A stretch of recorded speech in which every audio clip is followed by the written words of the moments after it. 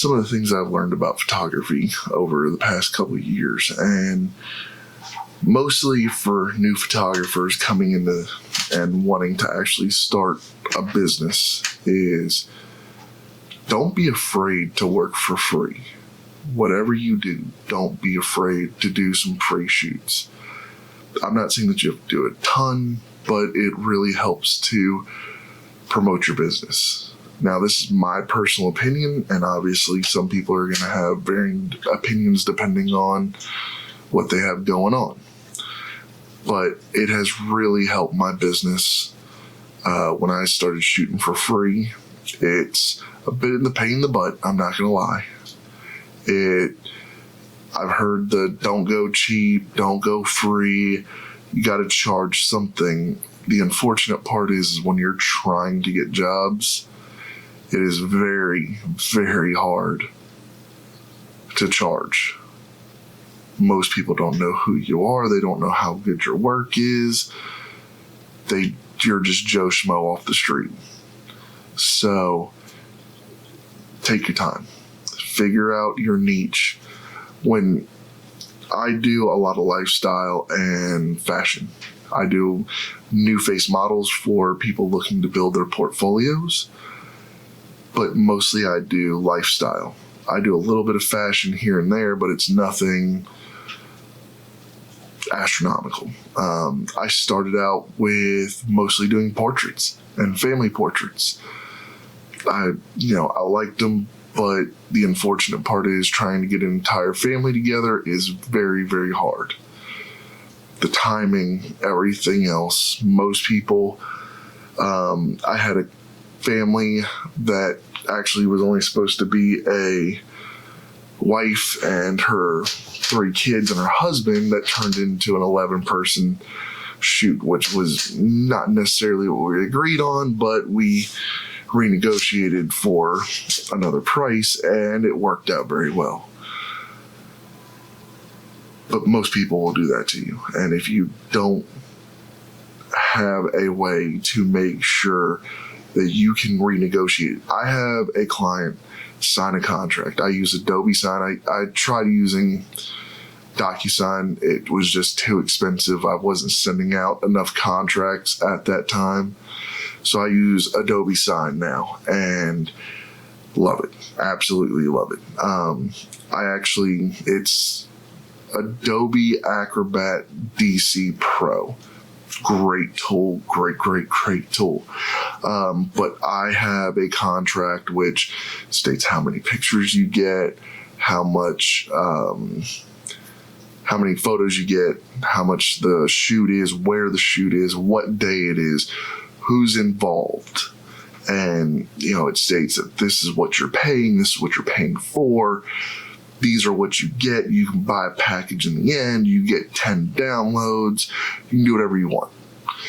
And it works very well for me. Make sure that you are following what you need to do in order to make it happen for you.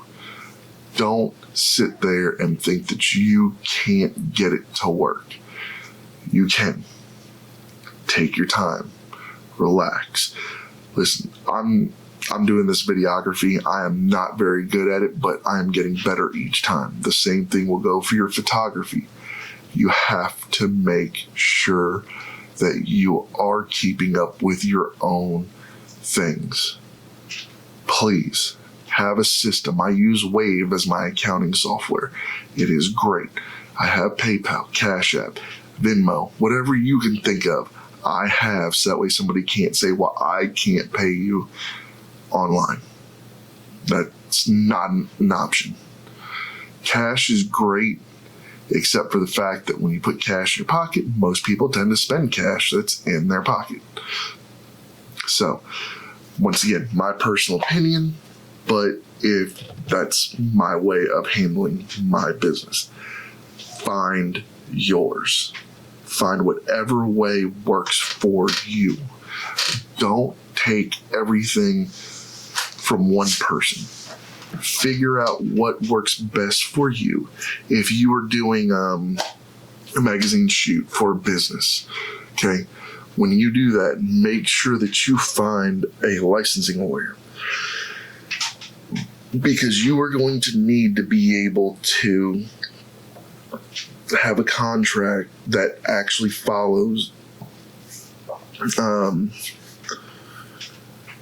what content that you're producing for them and what they are allowed to use that content in. So always, please, always have a contract. Number one rule when you start, you have a release and you have a contract. Two first things that you need. I started out doing paper. It was a pain in the ass. So I moved over to doing it all in just digital form. And I've heard the excuse, oh, well, I didn't get it. I didn't get it. Too bad. Sorry for you. Next. Don't let people do what they want to do to you.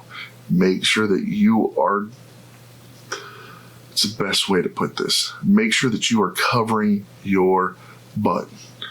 Do not let somebody else say it's okay. I've had some of my best friends in the world. I still make them sign a contract. I've known them for 10, 15, 20 years. Guess what? Doesn't matter. I love them. They're family. They're my best friends in the world, but they will not get away with anything else. I've done that one too many times and gotten burned every time. So make sure that you are covering your own butt. So with that being said, listen, buy the gear that you specifically need for what you are doing. If you are a portrait photographer, buy the things that are going to make your life easier for being a portrait photographer. If you are a business marketing or lifestyle, which they kind of bleed together sometimes, but if you're just doing professional headshots at the client's location, you do not have a studio, buy the things that you need in order to accomplish that task. If you are a lifestyle and you are showing, let's say you're doing a shoot for Adidas, okay? Well, I don't know how much you're really going to need because it just depends on what they're asking for. But make sure that when you get that contract, you know exactly what they are looking for. So that way you can price your quote to fit what they need. And once again, you have to have a contract. The contract that I made, will it withstand up to a business? No, not by any stretch of the imagination. Will it stand up to an individual? Yes, it is meant to just cover mine, and it also covers theirs. It does. The contract is meant to work both ways. I can't screw them, they can't screw me. Is it somewhat more in my favor? Of course, I'm the one who wrote it. But I try to make it as fair as possible. Once again, we come back to the contract. Make sure that you have your contract. That is the number one thing, if I can tell anybody anything. Release, contract. And when you have that person sign the contract, they are the only ones allowed to do anything with those photos unless the other people, either that you did or you shot, have signed a contract as well that gives you the ability to A, collect the money owed to you from that photo shoot, and or they sign a release and however many photos you gave to that one person. Now, you can write it any way that you want, and just do your research, please. I'm kicking a dead horse at this point in time on the contract. I get it. So, next thing is, getting back to gear. Okay, you need 2 camera bodies. One for your main, one for your backup. Always 2. Dose. Never, ever go to a shoot with 1 camera. Something will always happen. buy lenses. Buy lenses first. If you have Canon, buy the L series. Sony, I believe it's the G Masters.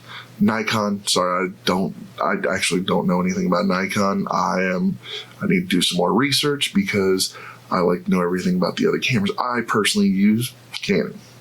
Right now I'm filming this on a Canon 80D, and this is my main camera right here.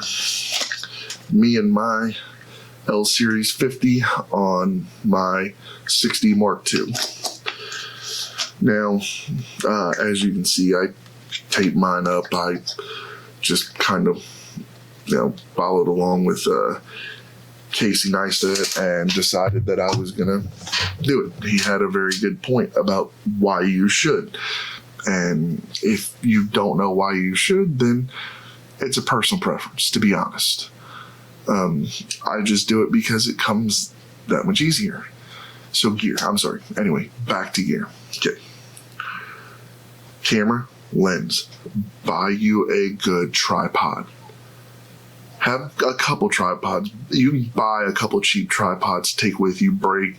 I'm using a really cheap tripod right now to shoot this on, but I have multiple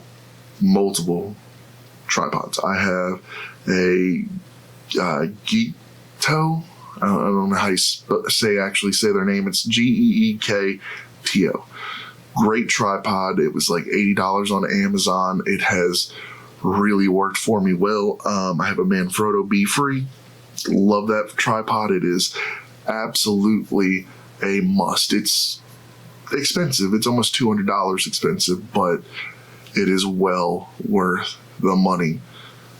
Buy the equipment you need. Computer. Listen, you don't need a supercomputer to edit. Does it come in handy? Oh, absolutely. Buy what you can afford. Do not put yourself in the hole to buy stuff that you cannot afford. Number 2 rule. Spend your money wisely to make your business as profitable as possible. So, let's see here. I'm trying to think of other things. These right here. These little $20 tripods. These are the Manfrotto. I think these are the Pixies or whatever. Great little tripods. The heads move.